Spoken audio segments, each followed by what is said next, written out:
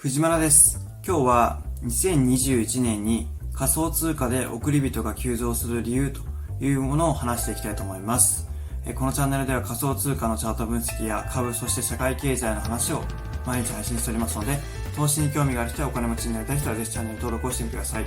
はい、2021年ね、仮想通貨のバブルが来そうなんですね。だから今のうちに仮想通貨を買っておいて、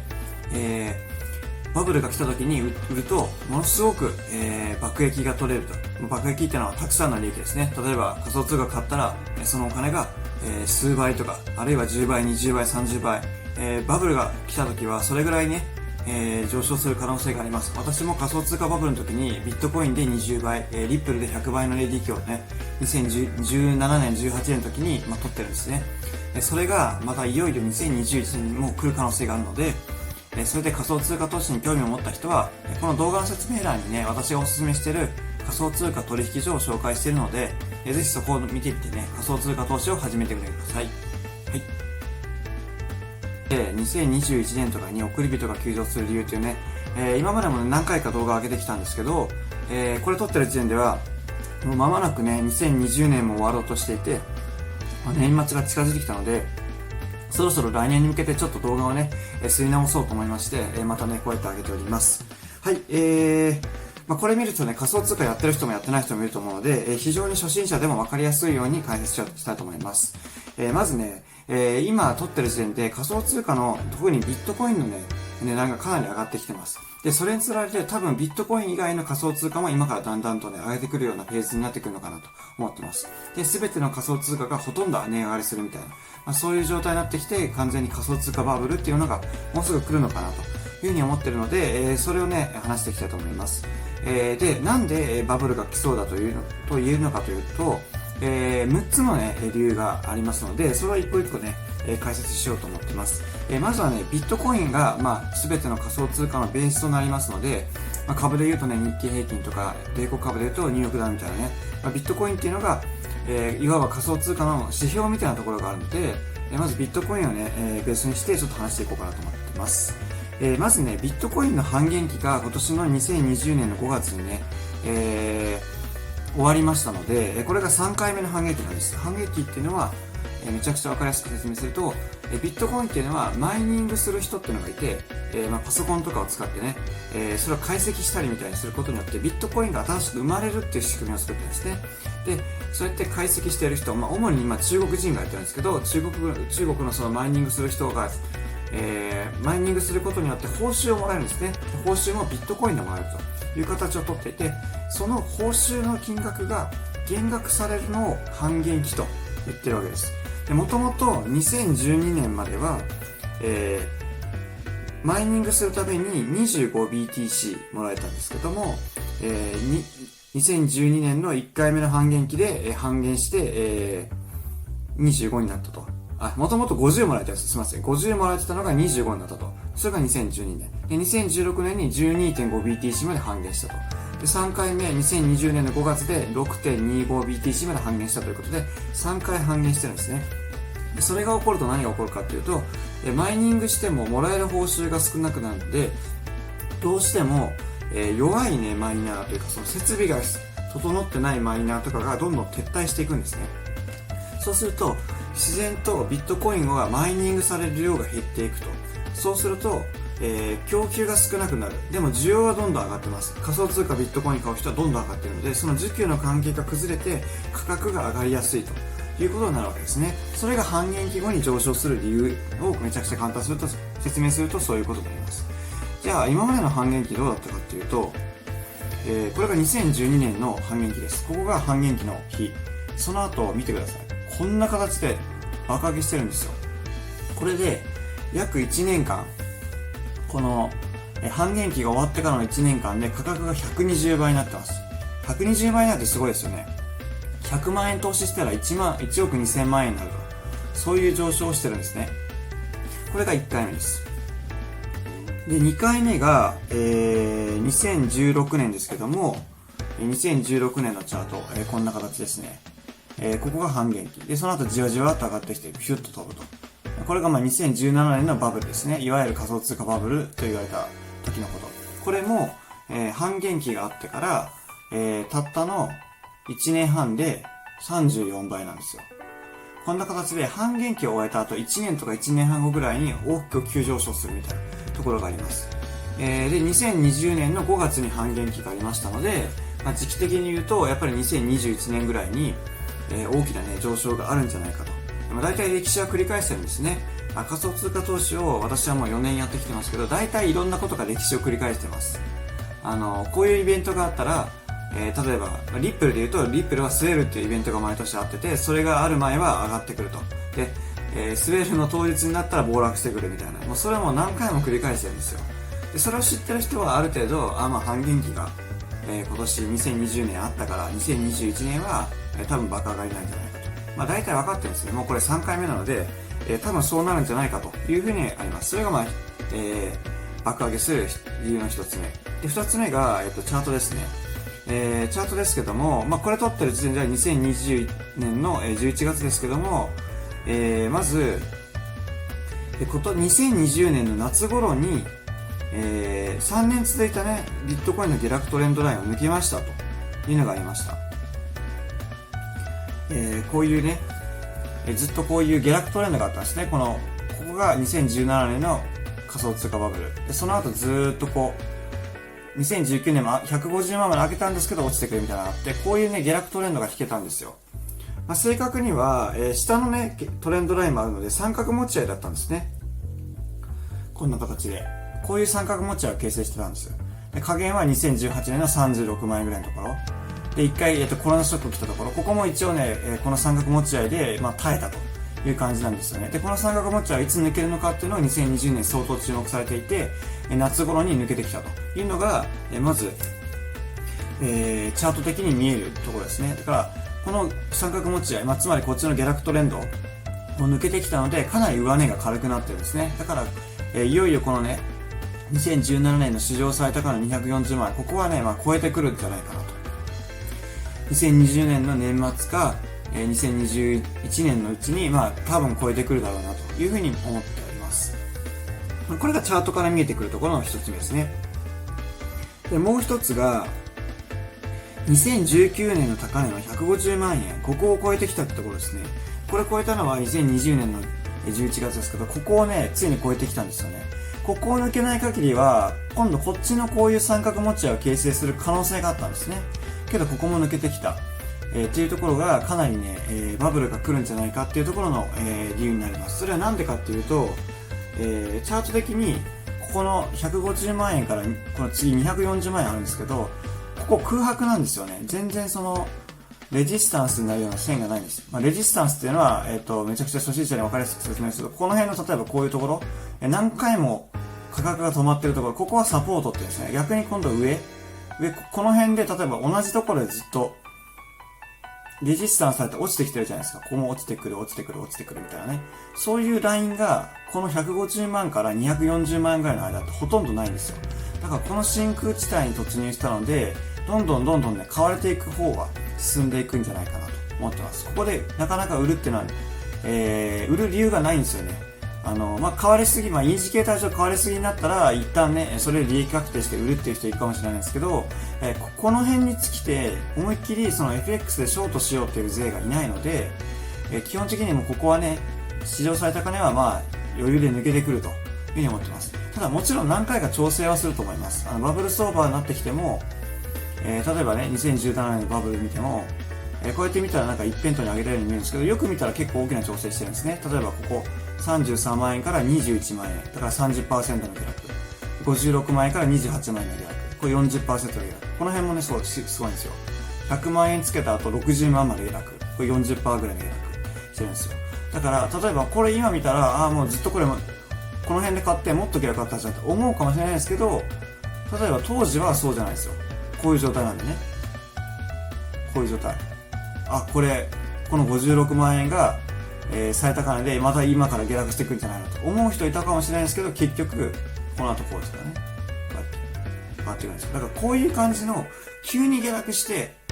もうビットコイン終わったんじゃないのこれみたいな。おしまいなんじゃないのみたいな思わせといて、結局、反発してくるみたいな。ガタンって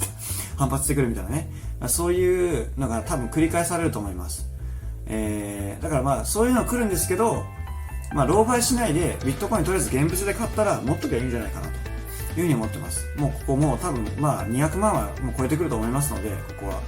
これだけ何もないところに突入しているので、もう安々と200万は超えてくるかなと思ってます。はい。で、次がビットコインのまた傾向として、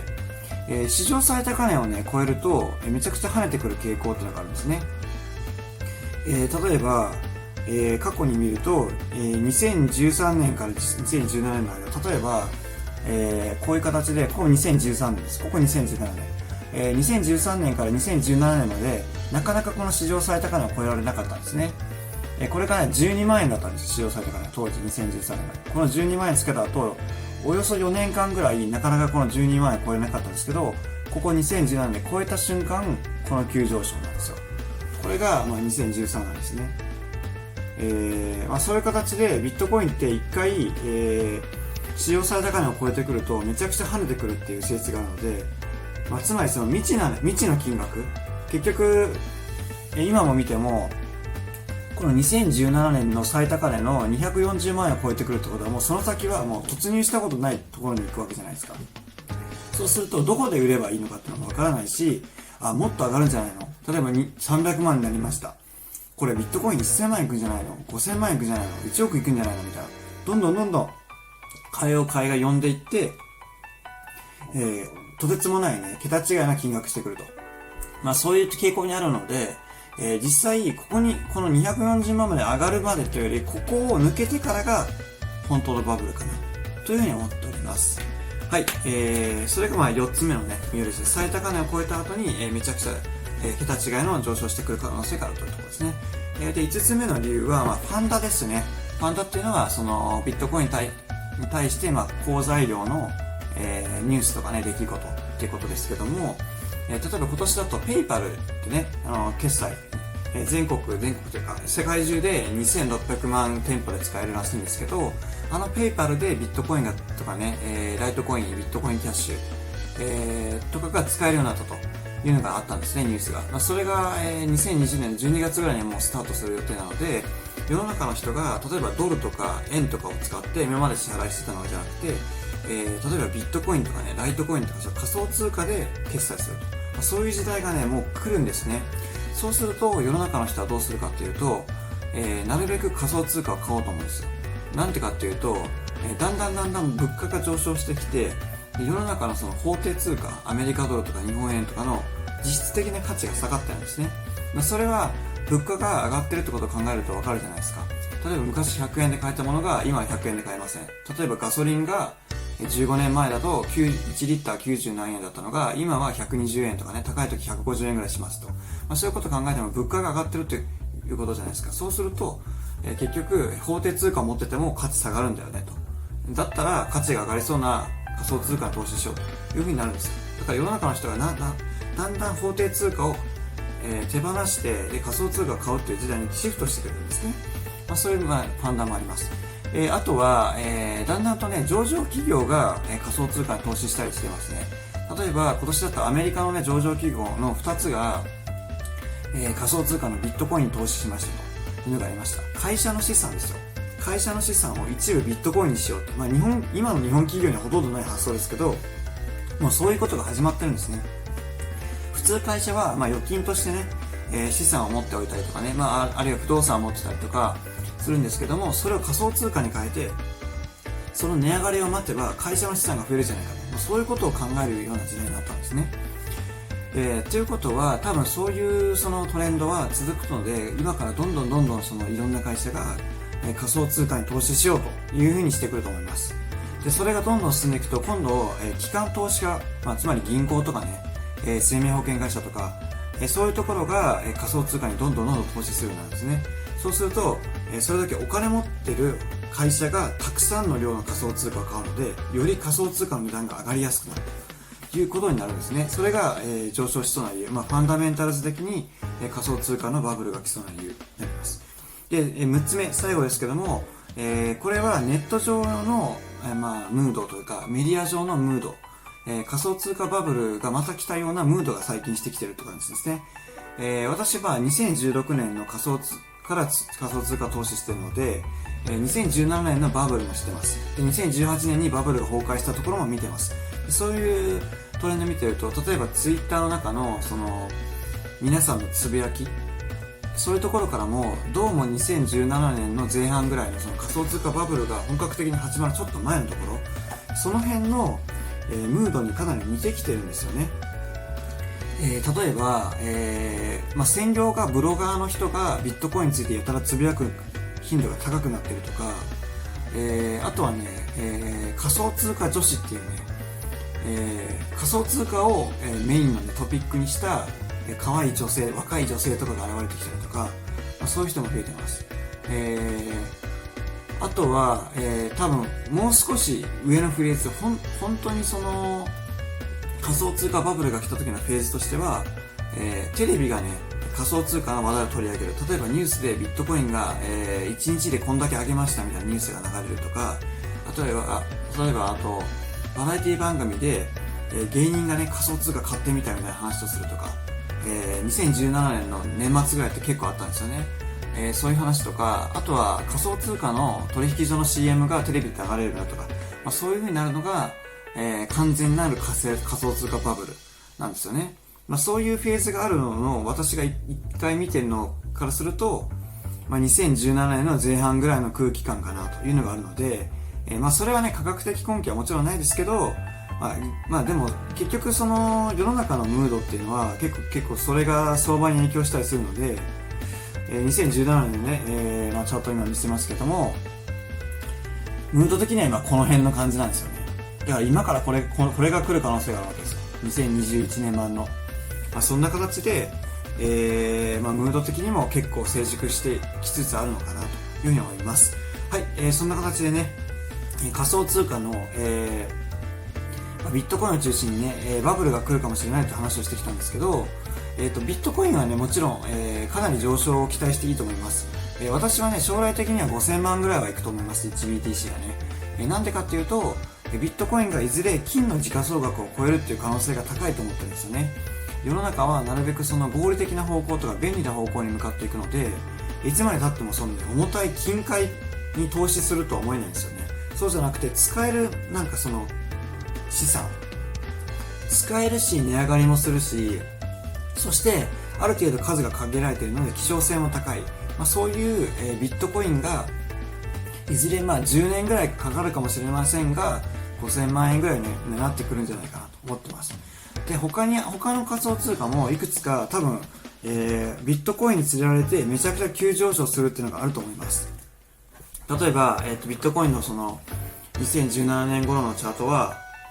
12月ぐらい、2017年の12月にバイイングクライマックスを迎えてるんですね。17年ぐらいには、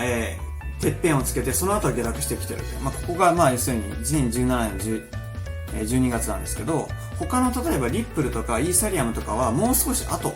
例えばリップルだとかネムはもう少し遅くて、2018年の1月ぐらいに最高値つけてるんです。だから、仮想通貨のビットコイン以外の、もの、リップル、イーサリアム、ネム、ビットコインキャッシュ、もの、いろいろありますけど、そういうものはビットコインが、上がってくる後に、遅れて上がってくるっていう傾向もあるので、ビットコインだけじゃなくてね、アルトコインもね、結構買っておくといいのかなというふうに思ってます。アルトコインのね、それぞれのチャート分析みたいなのは、私の動画の方でも上げていくので、ぜひね、引き続き見ていただければな、というふうに思っております。そしてね、今回のお話が、で、仮想通貨投資を始めていこうという人は、ぜひ、動画の説明欄にある仮想通貨取引所で講座を開設してみてください。おすすめの仮想通貨取引所をね、5つ紹介してますので、ぜひね、それで仮想通貨投資を始めてみてください。はい、そんな形で、仮想通貨によって2021年に億り人が急増する理由というものを話してみました。今日の動画が役に立ったという方は、ぜひチャンネル登録と動画のグッドボタンをお願いします。はい、最後までご視聴ありがとうございました。藤原でした。この動画の説明欄またはこちらの QR コードにある私の LINE 公式アカウントでは、株や仮想通貨、そしてお金に関するお得な情報を見つけたら配信しておりますので、ぜひ友達申請をしてみてください。そして、Twitter や Instagram についても、やっておりますので、この説明欄のリンクからフォローしてみてください。チャンネル登録はこちらから、そしておすすめ動画はこちらです。最後までご視聴ありがとうございました。藤間でした。